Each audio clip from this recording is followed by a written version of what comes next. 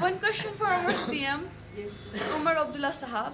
If his own sons would have been in this condition, they would have been traveling continuously for 4 days. Would have we done same? Would have we sent the same buses for them as well? Please answer this honestly. We want to know. We really want to know. मेरा नाम सबा है और मैं Iran में fourth year medical student हूँ। और अभी बहुत अच्छा लग रहा है घर आके। ऑब्वियसली हमें उम्मीद नहीं थी कि हम शायद वापस आ भी पाएंगे, बट अल्हम्दुलिल्लाह that we are back. We are very thankful to the Indian Embassy, MEA, and the government of India. They helped us in every possible way. So we are very thankful to them. अभी भी वहाँ पे बहुत सारे students हैं, but Indian embassy and MEA are trying their best कि वो उनको इवैक्यूएट कर पाए। उनको रिलोकेट किया गया था and now the evacuation process like they are doing that. From now in, we reach Delhi at least 110 students. Actually, the thing we are very disappointed by our state government because first our chief minister said that the arrangements will be taken care of, and when we reached the Delhi airport, when we saw the buses, we were highly disappointed. These were the SRTC buses, and we have been traveling continuously for 4 days. It was impossible for us to travel in those buses, and we tried to contact them. No one picked our calls and anything else, so we had to book our tickets in emergency and just got back here. उनके लिए message रहेगी कि please remain काम, please remain patient.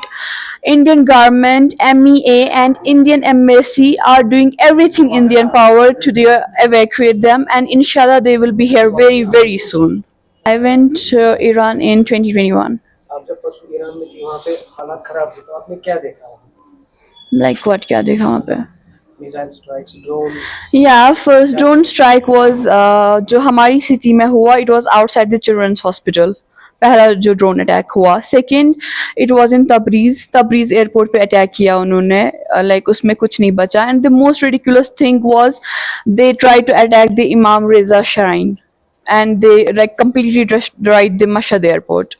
So these were like very big blown up for us, जिससे देख हम बहुत shock हो गए. Because medical studies in Iran are very good. They show us like हर किसी जगह पे, if you go anywhere in this world, they will show you on dummies how to do injections, how to take blood pressures or anything else. But in Iran, we have the real patients. We see the real patients. So that's the difference. हमें पता था कि situation खराब हो रही है when they said that they want to assassinate the रहबर.